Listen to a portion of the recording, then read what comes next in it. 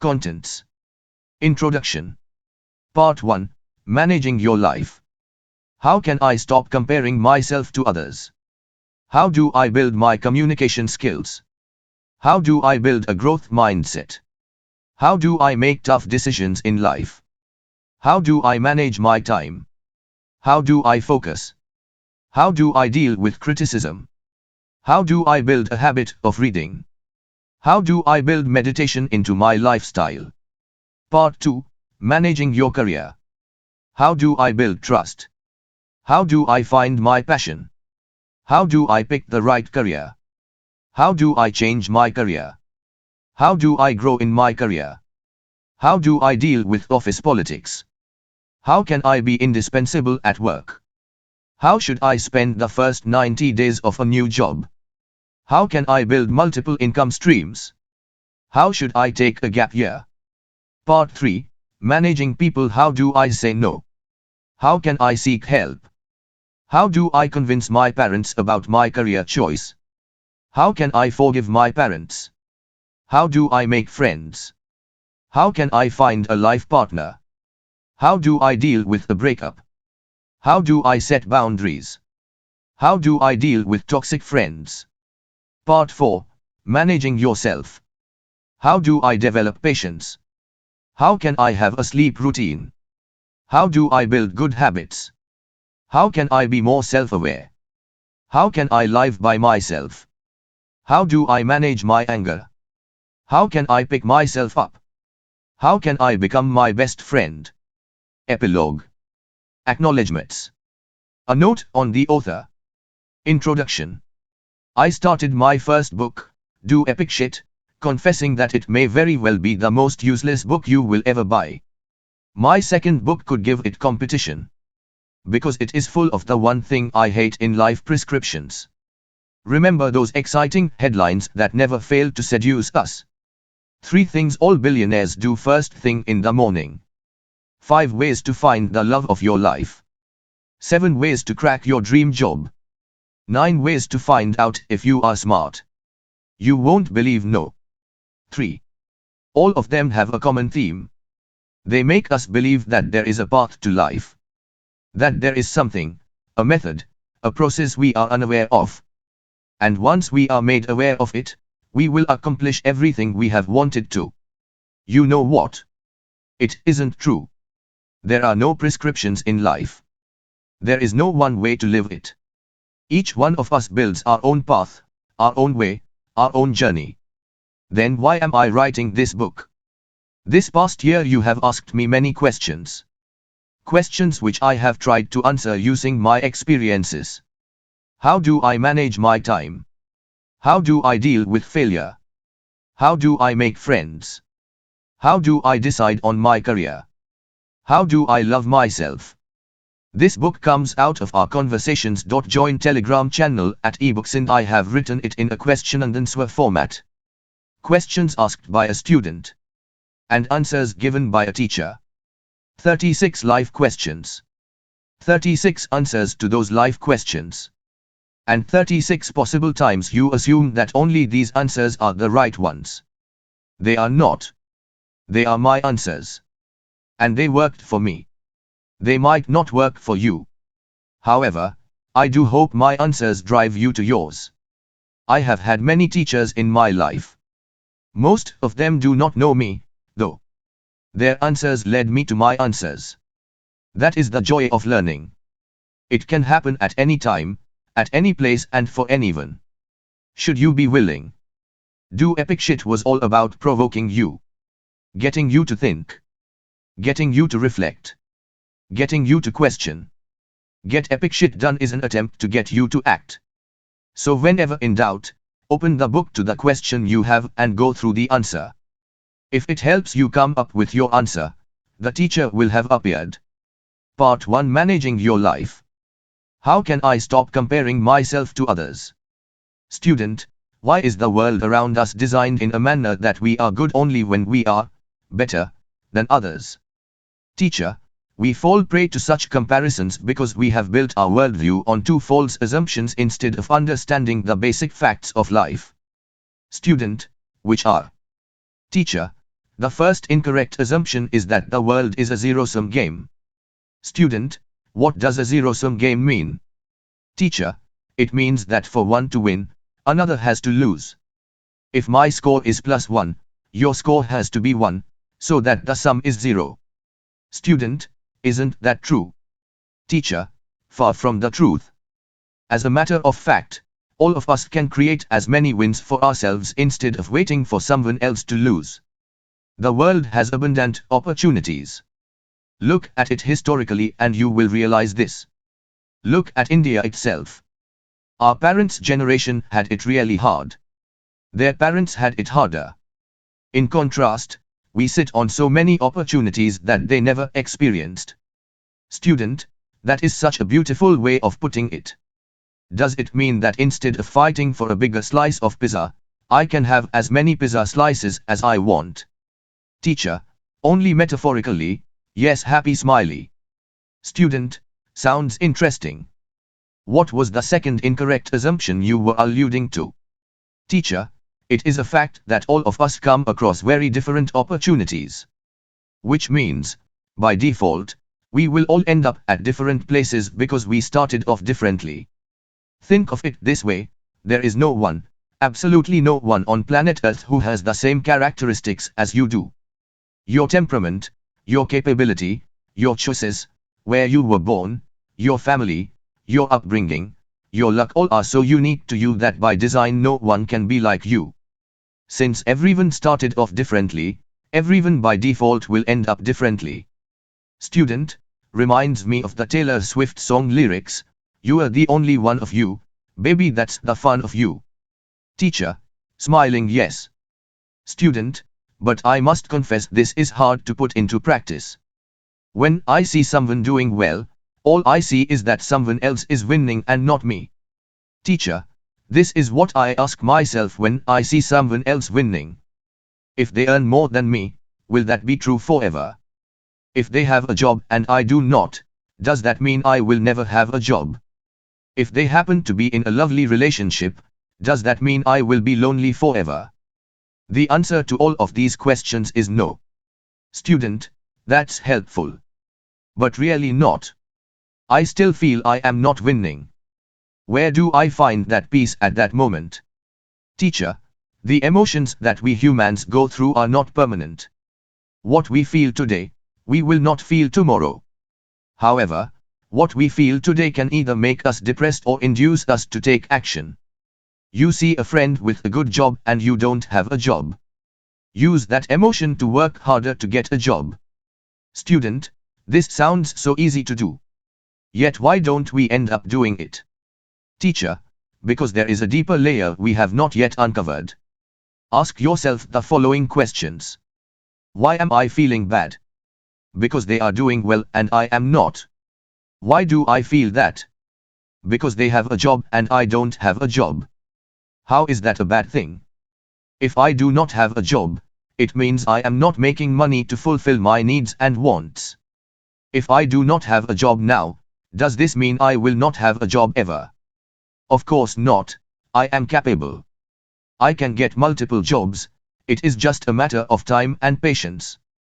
Then why does someone else's job make me feel so bad about myself? Perhaps to me, they are successful and I am not. Is that the only definition of success? Maybe. I do not know. Once I have my own definition of success, do I think I have done everything I needed to do to get there? No, not at all. I could still work harder. And better. What's stopping me? Me. When you have this dialogue with yourself, you will be surprised to know that your definition of success is not clear to yourself. These emotions will lead you to introspection, help you create a definition of success. Does this mean you will stop comparing yourself to others? No. It simply means that when you do, you will know what to do next. Dig within. The worst use of your time is comparing yourself to others. Student, instead of having imaginary conversations with others, the way is to have real conversations with yourself.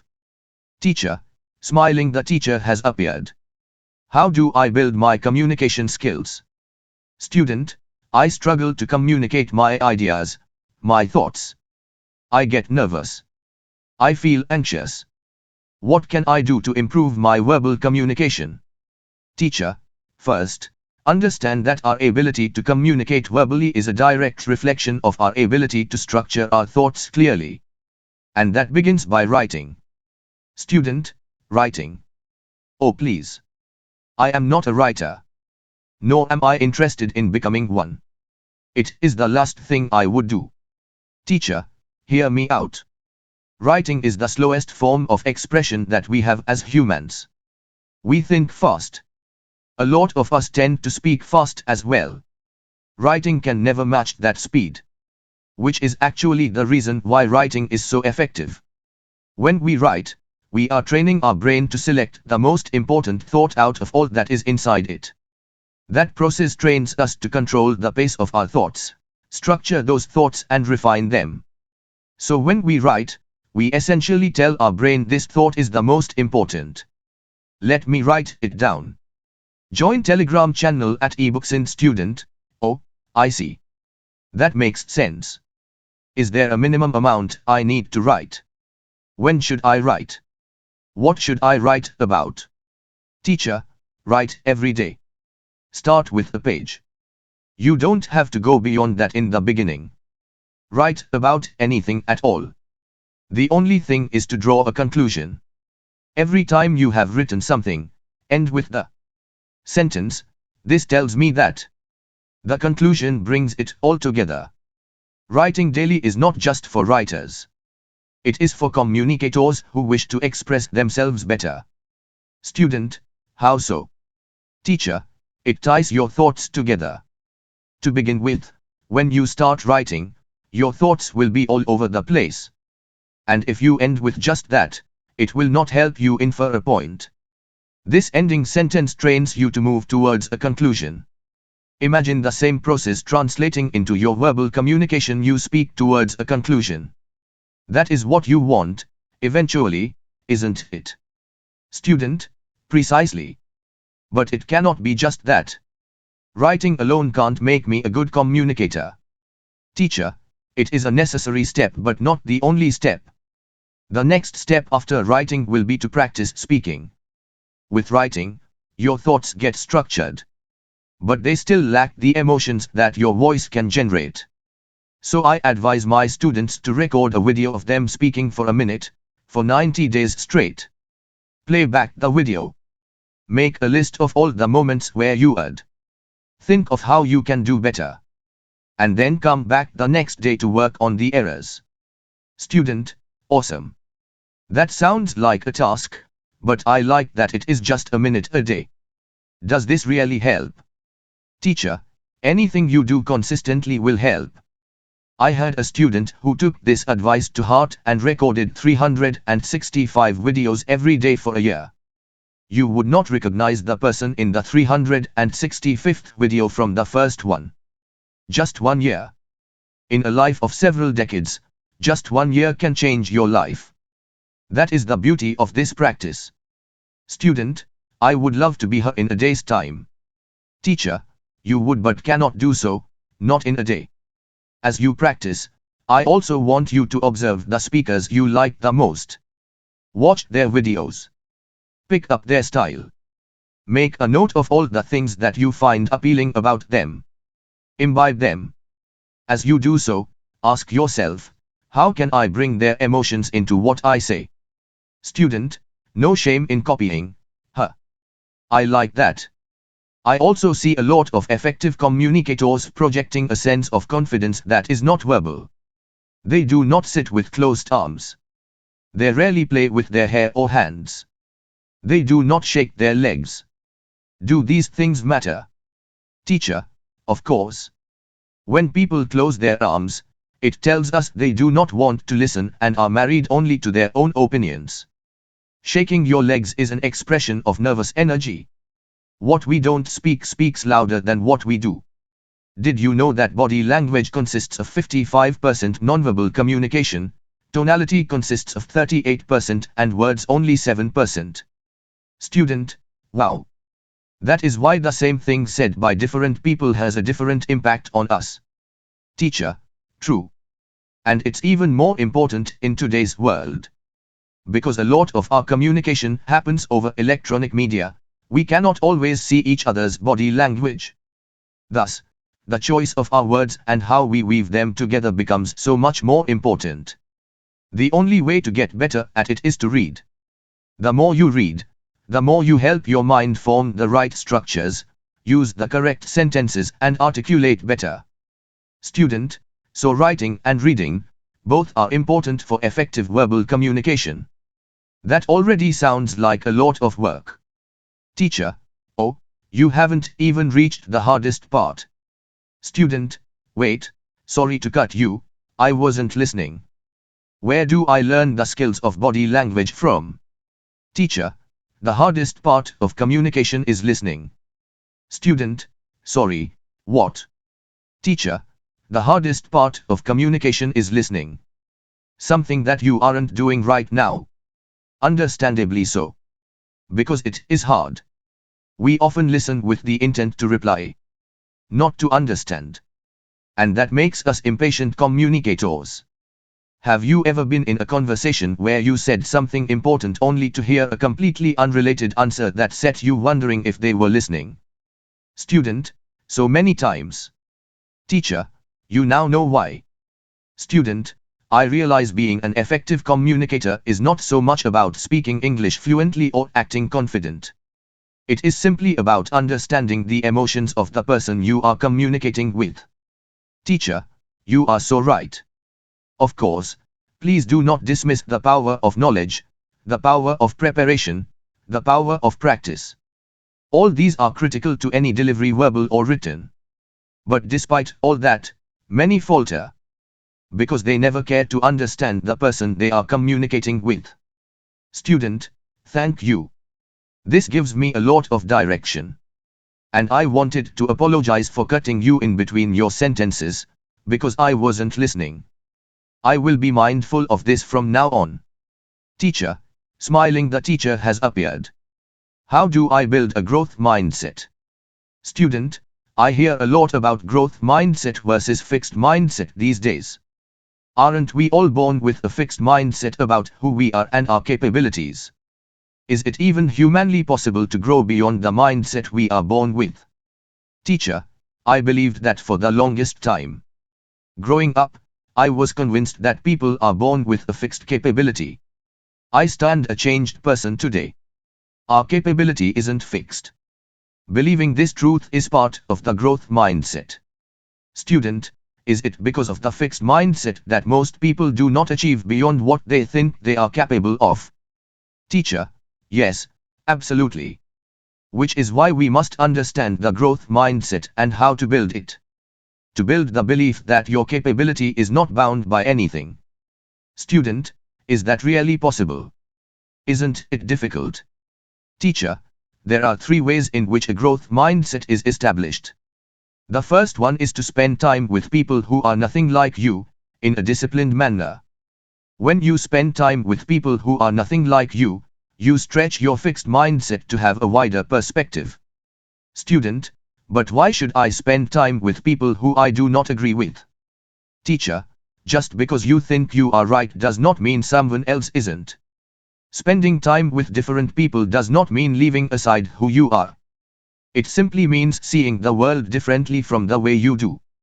For example, if you are an engineer, a whole lot of your thought process is shaped by your qualification and training about 0 and 1, black and white, bits and bytes, what works and what doesn't.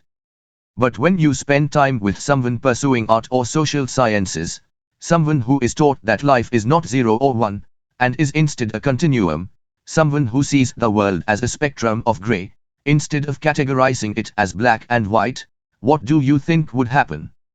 Student, the way they see the world is drastically different. And I will get to see that.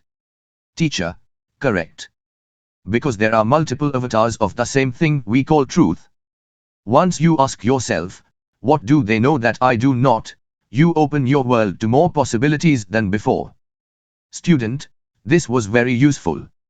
What is the second way of establishing a growth mindset? Teacher, it is about understanding how risk plays a part in shaping your life. Student, but isn't risk equivalent to losing, and thus something to avoid? Teacher, that is a trait of a fixed mindset because it assures stability of the status quo. Whereas, those with a growth mindset understand risk instead of running away from it.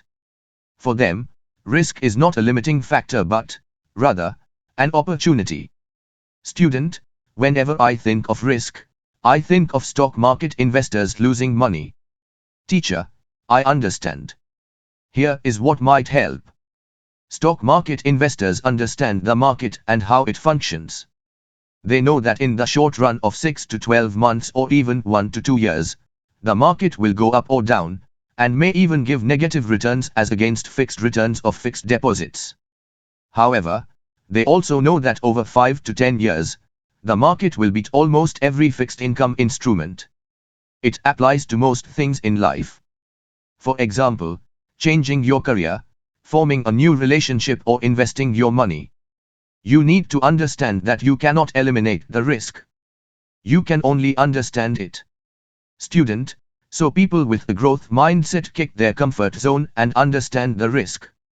Teacher, and in understanding the risk, they become who they are, growing human beings in action. This brings me to the third and final point of cultivating a growth mindset: living without a sense of entitlement. Student, but I have worked hard to get where I am. Do I not deserve to be entitled? Teacher, the mistake most of us make, that keeps us fixed in our mindset, is to believe that we deserve to be where we are in life. That we have worked hard to achieve this. The truth is we are just plain lucky. Plain lucky. We were lucky to be born into a family that gave us food, shelter, and upbringing, education and values because of which we sit on privileges that most people won't even get to experience for a second of their lives. Most of them work far harder than we ever will. Most of them are smarter than we will ever be. Yet we trick ourselves into believing that we deserve to be where we are. And that makes us entitled. Entitled people don't grow. They wait to be grown. Because they believe the world owes them everything they desire. Student, should I neglect my hard work altogether? Teacher, realize that where you are in life is as much by luck as it is by hard work. The ones with a growth mindset think of growth and gratitude as their lifestyles. Thus, when they achieve something, rather than feeling entitled, they feel grateful. That gratitude serves as a fuel to achieve more, replacing that fixed mindset feeling of standing in front of the mirror and saying, I deserve this. Student, so, if I spend time with people who are nothing like me, it will broaden my horizon. If I think of risk as something to be understood and not eliminated, I draw the courage to act beyond fear. And if I do so in a manner that I am never entitled, I ensure that I grow in the process. This guarantees I am never limited by my self-imposed idea of what I am capable of doing. Teacher, smiling the teacher has appeared. Join Telegram channel at ebooksin. How do I make tough decisions in life? Student, I often wonder how some people make big decisions with ease. I get confused while making not just big decisions, but also small ones like which t-shirt to order online. Teacher, what's the worst thing that would happen if you ordered the incorrect t-shirt? Student, I'll return it and order another one. Teacher, can we do that with big decisions in life as well? Student, won't that be risky? Teacher, tell me something. Have you ever ordered a wonderful t-shirt that looked perfect online, something that would be your go-to t-shirt for the rest of your life, and when it arrived, it simply didn't look good? Have you ever been through that? Student, several times. Teacher, what did you do then? Student, I returned it. Teacher, what does that tell you about decision making? Student, maybe the fact that we can get back to square one if the decision does not work out. Teacher, that is the beautiful thing about most decisions. Most of them are reversible. Which means that if the decision we take doesn't work out, we can always go back to where we started. The sad part is that most people think that their decisions are irreversible. So they spend an inordinate amount of time figuring out the perfect decision. Student, shouldn't that be what we do? Reach that perfect decision. Teacher, which brings me to the second part of making decisions. You will never know whether the decision is right or wrong unless you have made it in the first place. Student, but if I make the wrong decision, will that not waste my time? Teacher, but the act of not making a decision is in any case wasting your time.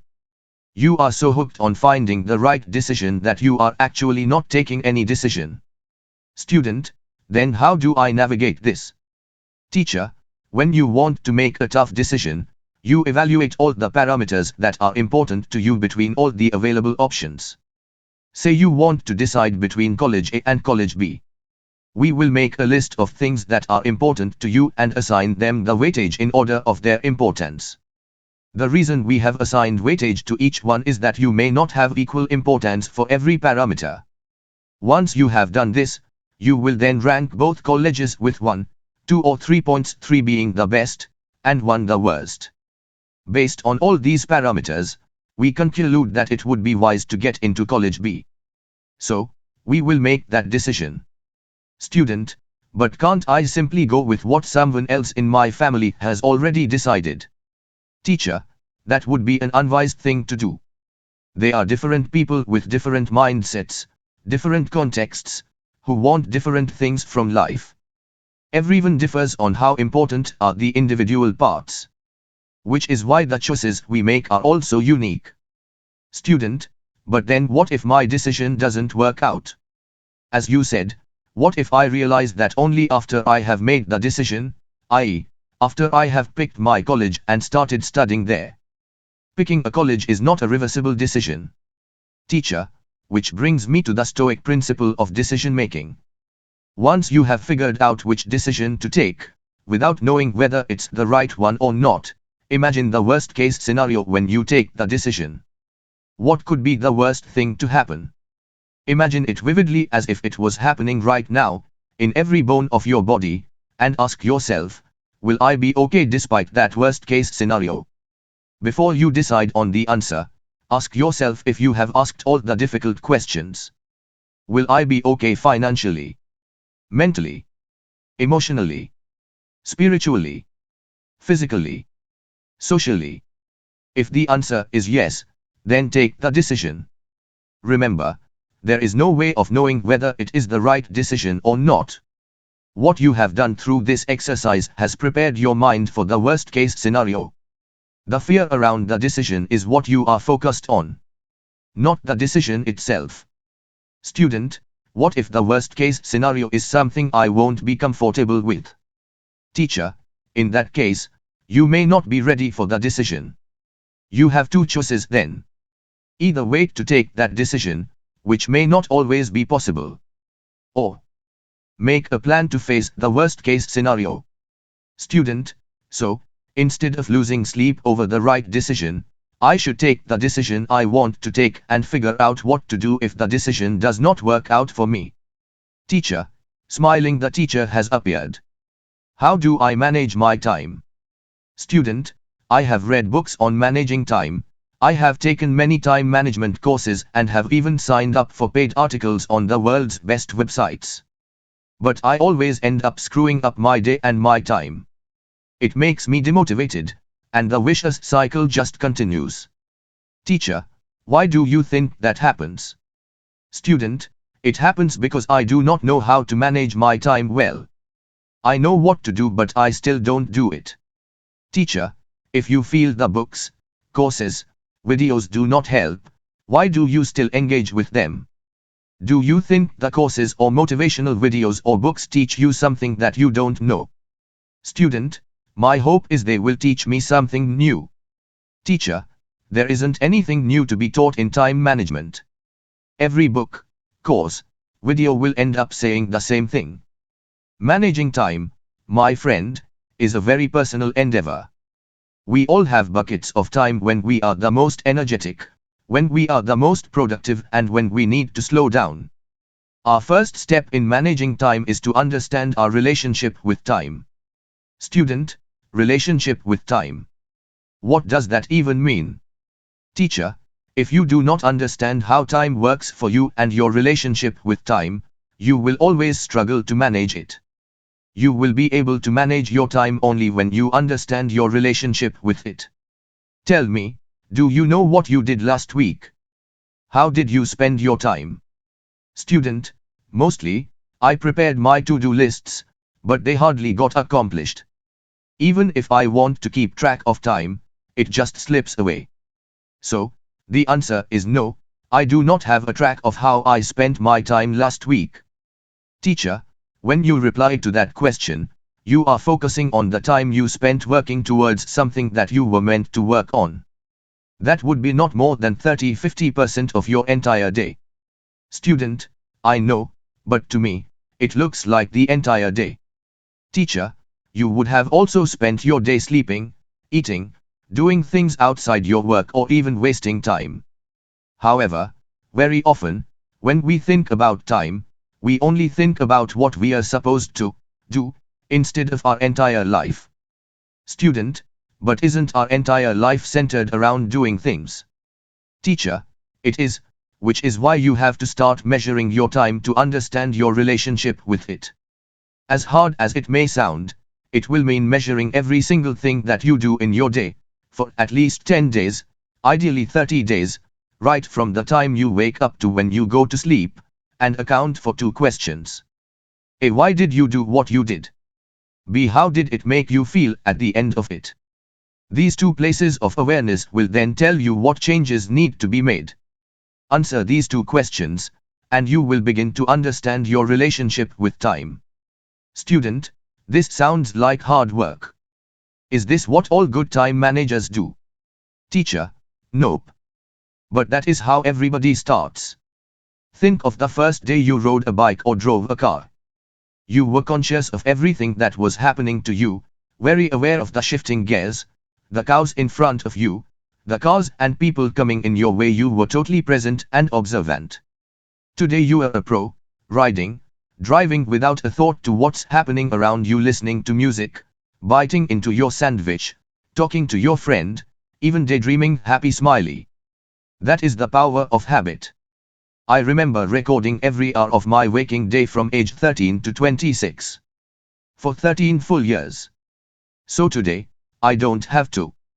I know exactly how I spend my day. It is a subconscious habit now. Student, so if recording every hour sounds overwhelming, that is just the initial hiccup. Over time, will it become a subconscious habit such as driving?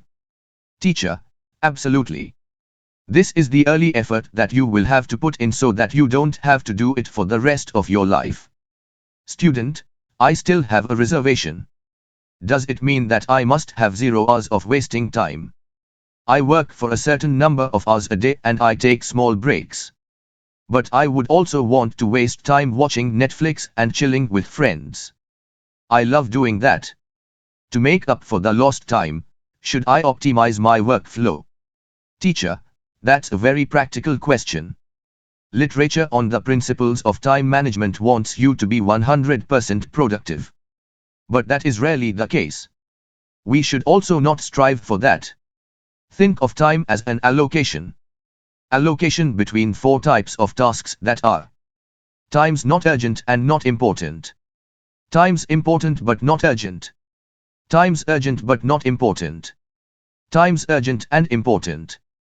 Then ask yourself, what combination of these tasks makes me the most productive during my day? For example, you may feel extremely productive by taking 5-minute breaks every 30 minutes. During those breaks, do whatever you want. Read a book. Take a short walk. Chat with your friends. Anything you want. That gives you the energy to return to work and do a good job. However, if the 5-minute break every half an hour becomes 2 hours, you feel shitty at the end of the day for wasting time, even though in the moment you felt good. That allocation then doesn't work. Only when we know where our time is spent in this matrix can we finally start making the shift towards a quadrant of our choice. This idea is not mine, nor is it new. It is called the Eisenhower matrix. The difference, however, is that the matrix tells you to eliminate all the things that are neither urgent nor important. I am suggesting that you should live with them and find a balance that works. For example, 13% of my weekly time lies in this quadrant. And I like it that way. During this 13% I waste my time. But it works for me. Why? Because I have taken care of the remaining 87%. Because I have devoted 75% of my time doing things that are important to me. Student, so I don't have to follow your matrix. I have to build my own. And be aware of it. And once I am aware, will it automatically lead to better management of my time? Teacher, you will be surprised at how dramatically this awareness changes how you manage your time. Student, and once I have understood that, I will know what to do next, right? Teacher, smiling, the teacher has appeared. How do I focus? Student, I lose focus easily. I may be working on something that will pay my bills, but something else on another tab will catch my attention, be it a text from a friend or pictures of someone's vacation on Instagram or even an email to attend to. It is so easy to lose focus. Teacher, when you say lose focus, is it because what you are doing is not interesting, or is something else more interesting? Student, to be honest, of course, something else is more interesting, even though what I'm working on is important. Teacher, this is very normal human behavior where we are working on something that we have to do, but there is something else that is exciting, seducing and perhaps even more interesting. My question to you is, why do you want to fight it? Student, why shouldn't I? That seems like a weird question. Teacher, what if I tell you that wasting your time and letting your mind wander should be a part of your schedule? Student, are you being serious? Teacher, yes, I am. The minute you designate a time as wasting time, your brain is no longer interested in chasing it. It already anticipates it. The brain now knows that at, say, 12:30 p.m. you have, wasting time, scheduled for 30 minutes. Which means, it is no longer a forbidden fruit that you have to resist. But rather something you give yourself as a reward for your focus thus far. Student, that seems cool. Very, very cool. However, I'm unsure if doing that would actually help me focus more. Teacher, let me explain to you with an example. Did you know that having cheat days in a diet schedule helps the body get closer to fitness? When someone is very disciplined on a weight loss journey, their body also looks forward to the reward foods. And when they know that they can get it on some specific days by eating whatever they want, not going overboard, of course, the body adapts to the weight loss journey faster. With more effective results. Student, oh, so scheduling a reward instead of running away from it makes the pursuit of discipline less mundane. Teacher, and more fun, happy smiley. Student, does that mean I am allowed to watch dancing cat videos as soon as I wake up? Teacher, you have to earn that wasting time, my friend. Putting in the disciplined hours is the currency to earn that wasting time guilt-free. Otherwise, you are training your mind and body in the incorrect direction. Student, oh. At what point of time can I actually jump into wasting time, knowing that I have earned it? Teacher, a wonderful way of doing it is the Pomodoro technique. It's a scientifically proven technique, which suggests you divide every interval of 30 minutes into 25 minutes of work and 5 minutes of break. During that break, do whatever you want. Check your phone. Talk to your friend. Take a walk. But after those 5 minutes, you are back to work for the next 25, and so on. After 4 or 5 such cycles, you take a longer break of 30 minutes. Rinse and repeat. The 30-minute cycles ensure that they give the mind the 5-minute break it's craving for. The break, in turn, is a recharge to return to work for another 25 minutes. It is crazy how effective this technique is once you start practicing it. Student, Can I also use the Pomodoro technique of focusing and time wasting when I am working on something extremely hard? Will my mind not want to pick up that task in the first place? Teacher, when the temptation to waste time is maximum because you are going to work on a difficult task, is when this technique works its biggest wonders. Student, won't it mean I'll put less effort into the task? Teacher, think of having two tasks in your kitty. One is something you do not want to pick up because it's difficult, and the other one is something that doesn't require a lot of effort. If you pick task 1, your mind will actually look forward to the wasting time interval, thus, the effort and the focus required for the difficult task would be far less than what you had anticipated. Student, you know I always end up hating myself when I do not work with focus and feel like a total loser. Teacher, the sad thing is when we waste time, we make ourselves feel guilty, which makes us end up wasting even more time because we now need medicine to overcome that guilt. If the world could be changed by being critical, we wouldn't need tools and tactics that actually worked. We would instead be criticizing each other and ourselves 24/7 and getting better at work and life. When we waste time, we make ourselves feel guilty, which makes us waste even more time. Student, the world does not change by being critical. Most of us are nevertheless critical of each other and ourselves 24/7. Teacher, the difference between successful people and the self-critical ones is that the successful ones manage what they could be doing better by taking better actions, instead of playing the game of guilt. Student, the guilt game is something I have already played, and it has brought 0 positive results. Time to experiment with what successful people do.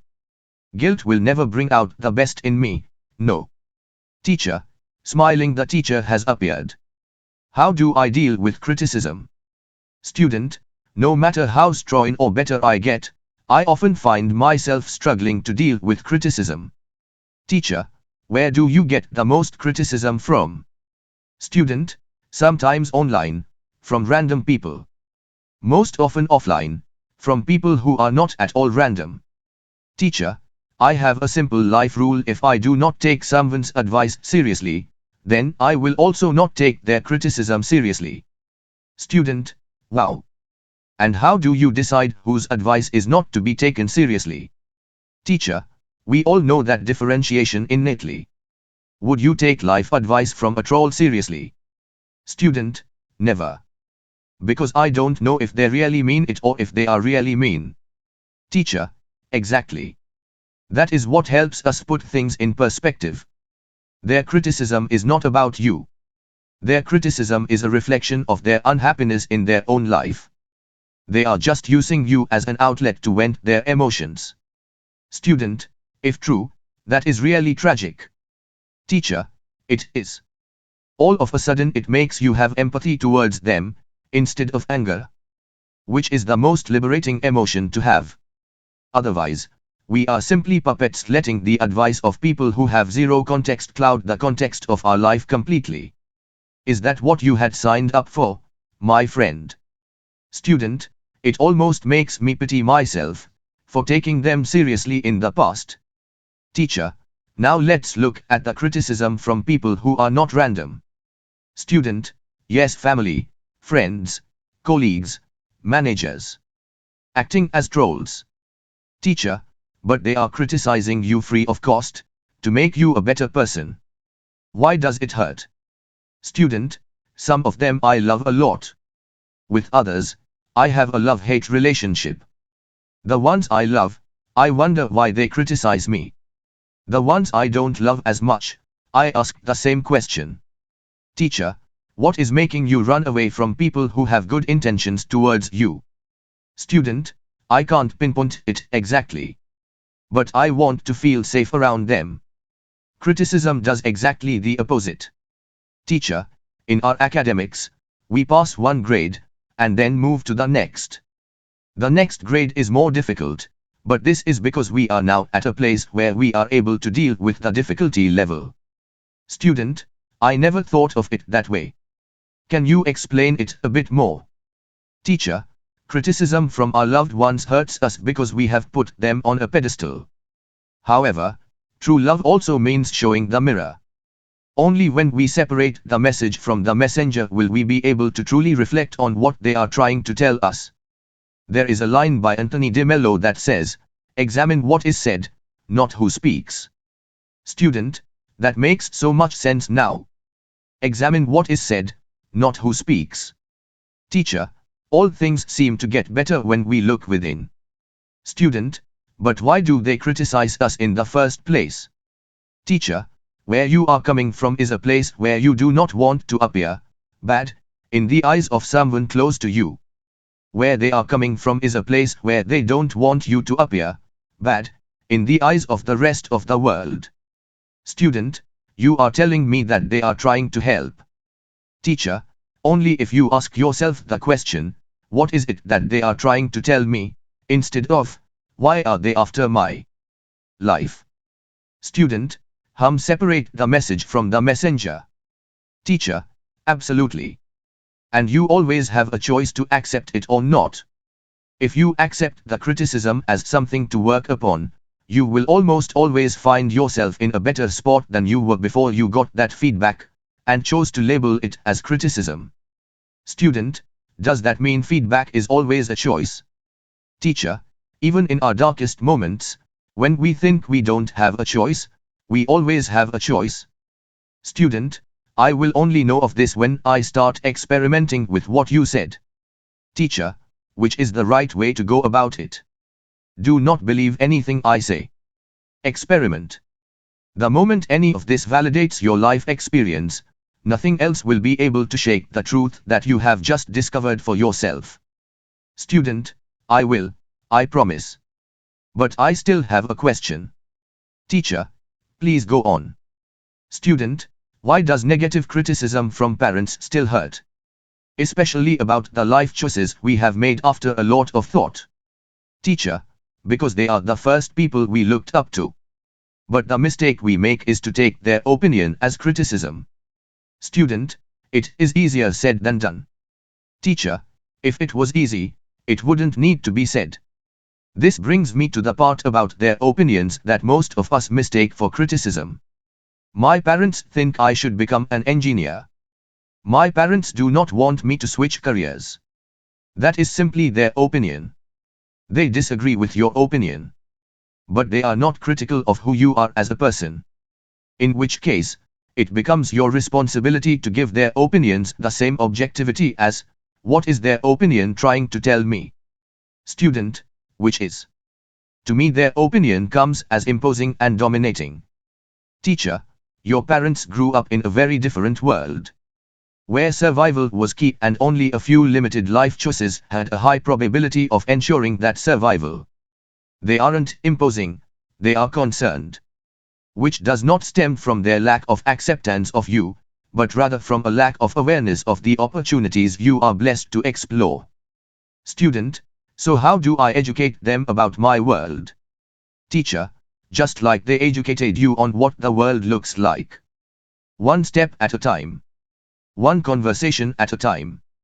Clearing one doubt, with patience, at a time. Student, does this hold true when I am criticized by my manager or my colleagues as well? Teacher, why would it be any different? No one rises every morning wanting to mess up your life. If they say something, it must have a reason. Find that reason. It is your responsibility to do so. If you think of it as criticism, just because you felt bad about it or thought it was unfair, guess what? You are still where you were. Nothing has changed. Nothing has moved. Student, it seems to me that life is all about building more self-awareness. Once I know what drives my emotions, I somehow understand how to manage them, is it? Teacher, smiling the teacher has appeared. How do I build a habit of reading? Student, how can I build a habit of reading? I have tried it multiple times, but failed almost every time. Teacher, what is the problem you face? Student, I pick up a book. Start reading. And then sooner or later, I end up putting the book down and get back to wasting my time scrolling. Teacher, I hear you. Tell me something, How do you pick the books you want to read? Student, author recommendations on Twitter, newsletters, or sometimes I chance across them on a friend's Instagram story. Teacher, a big mistake most people make while starting their reading journey is to pick a book that will make them look smart in front of others. Student, yes, of course. But why is that a mistake? Teacher, because the books that contain depth are the ones that assume that the reader is already comfortable with reading. However, most of us don't have the habit of reading for pleasure. We haven't picked up a single book beyond the ones we had to read at school and college. Our patience to absorb the non-academic wisdom at this point is at a low level. Student, this point hit home. I want to look cool but haven't read a book beyond my academic ones. Teacher, which is why an effective way to begin your reading journey is to start from scratch. Student, what is the meaning of starting from scratch here? Don't I already know how to read? Teacher, you do. Starting from scratch means starting with the books that you are excited to read. What do you think would make you excited about reading? Student, I loved comics as a kid. But now I can't read them, I'll look foolish, sad smiley. Teacher, the reason most of us do not end up getting wiser is that we worry about looking foolish in front of people who are not even thinking of us. Student, that's a sad realization. Teacher, and a much needed one. If you loved comics as a kid, that is where you should reignite your love for reading again. Start with reading comics so that you look forward to the process of reading and getting lost in that world, instead of getting distracted by the outer world. Student, did you also start your reading habit like this? Teacher, exactly like this. As a kid, I started with the standard Tinkle, Chacha Chaudhary, Pinky, Billu, Nagraj and Super Commando Dhruv. With time, I moved on to Asterix and Archie's comics. After devouring them for almost my entire school life and feeling comfortable with the process of reading, I moved on to fiction and non-fiction, the kind of stuff I continue to read to date. Student, oh, you are such a voracious reader. I thought you started with these intellectual kinds of books from the start. Teacher, even a Mercedes sports car starts at 0 to reach Formula 1 speed. Student, but won't consuming comic books be purely entertainment? What will I gain from it? Teacher, every small habit has multiple repercussions. Suppose you have nothing to do over a weekend, so you decide to stay glued to your couch and watch Netflix 6-7 hours straight. But do you know what other repercussions that entertainment brings? Over a period of time, prolonged sitting makes you obese, screen time affects your eyesight, numbing your senses and your mind, you tend to eat more, and your bones forget what it is to stay active. In the case of reading comics, entertainment brings about a habit of reading, an understanding of human behavior, an ability to stick to a story of resilience, distance yourself from screen time and, most importantly, move towards your next level of reading the intellectual books that you want to read. Student, but I had another question. Can I not get this wisdom just by watching videos, and why do I have to consume good content only by reading? Teacher, I like your question. Here is what reading does. When you read, you use your visual sense. During this process, you cannot do anything else, write, speak, listen, anything, because everything is now a distraction taking you away from reading. When you watch a video, on the other hand, you will have suggestions of other videos, you will be required to double tap, and the entire experience is designed to keep you more captivated instead of allowing you to focus. Student, I know, I can vouch for that. Teacher, that is why the entire exercise of reading without any external stimuli is the most beautiful way of keeping yourself focused.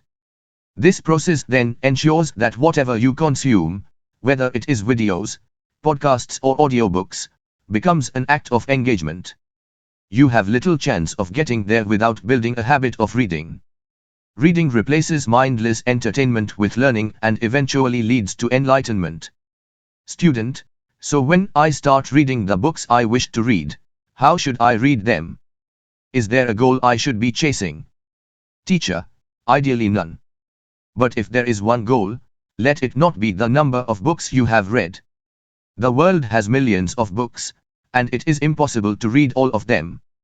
So the race should not be to read as many of them as possible. The race should be to absorb as much from them as possible. I, for instance, read every day for 30 minutes. It doesn't matter if that means 10 pages or 30 or if it translates into 10 books a year or 50. I love my 30 minutes of reading every day. For a deep book, I read slowly. For a book that's easy, I may end up reading a lot. Do not force a target on yourself. Student, so start by reading books that you wish to read instead of books that you think will make you look smart. Read for a stipulated time every day and over time you will build the habit of reading. Right. Teacher, smiling the teacher has appeared. How do I build meditation into my lifestyle? Student, I want to start meditating. I have to find a way of controlling my emotions. Teacher, meditation does not make you control your emotions. It instead makes you aware of them. Student, but then what's the point of meditation? Teacher, imagine standing on the side of a road. You see different cars going by: white, red, black, blue. You don't do anything. You just observe them. They come and they go. But you stay still, watching them. Those cars are the thoughts in your mind. Meditation does not make you control your emotions. It makes you aware of them. When those cars pass by, you do not board them, control them, or stop them. You do nothing. You merely observe them. That is what you do in meditation. You don't get married to your emotions. You simply observe them. Student, honestly, at this point, I don't have the time for this. I need a pill to control my emotions. Teacher, have you tried meditation? Student, I tried it once for 2 days when we were taught meditation in college. But because I did not get any results, I stopped doing it. Teacher, did you think you would change 20 years of conditioning in 2 days? Student, I realized I couldn't. That is why I stopped it. Teacher, then that conditioning will only get worse and make itself stronger. Student, so, do I sit in a yogi position for 60 minutes every morning and evening? I'll get bored. Teacher, laughs. You don't need to do it for 60 minutes every day, my friend. You can start with as little as 10 minutes every day. And in about 2 years, you will get to a place of meditating for 30-45 minutes every day. Student, whoa. It is good to know that I can start with just 10 minutes. And what do I do in those 10 minutes? Teacher, start with guided meditation. There are enough apps and videos that can help you there. You will listen to a voice that will guide you through what needs to be done. Make that voice your North Star. Follow it, assuming it knows the truth. The voice will encourage you to focus on your breath and observe yourself. That itch, your heartbeat, the sound outside. It will be hard to steady your mind early on, but with each passing day, you will get better at it. Student, and what is the eventual help that meditation will offer? What does it actually do to oneself? Teacher, it calms you down. It allows you to experience your emotions vividly. You will actually know when you are getting angry, when you are happy, when you are nervous, when you are surprised. Because you would have spent time observing yourself as someone external to you would. Student, you said that when I am being a witness to my emotions, I do not respond to them, I just observe them and let them go. However, the truth is, I don't want to let a few things go. If someone was mean to me, and I can see the anger cropping up within myself because of them, I do want to speak up against that behavior. I will be a nice person and not seek revenge from them. But I do not want to suppress my emotions. Teacher, suppression and being a witness to your emotions are two entirely different things. Suppression is feeling those emotions actively but not doing anything about them or doing something and regretting it. Neither of these is the right tool to deal with negative emotions. The only way to deal with them is to be intensely aware of your emotions, which is what meditation teaches you. Once you observe your emotions, there will be two directions you may want to take. A. You will realize that an action or reaction is not warranted. Or B. Your action will be thought out and not impulsive. Student, but if I have gotten to a place of witnessing my emotions and I can also see the benefits of that trickling down into my life, does that emotion still live within me? If yes, how is meditation helping me? Teacher, that's an honest question. The sheer awareness of an emotion makes you get rid of that emotion. Because the purpose of the emotion is not to solve what you are feeling but to make you aware of what you are feeling. If you are feeling the emotion of jealousy, its purpose is to make you aware of the inadequacy you are feeling in your own life.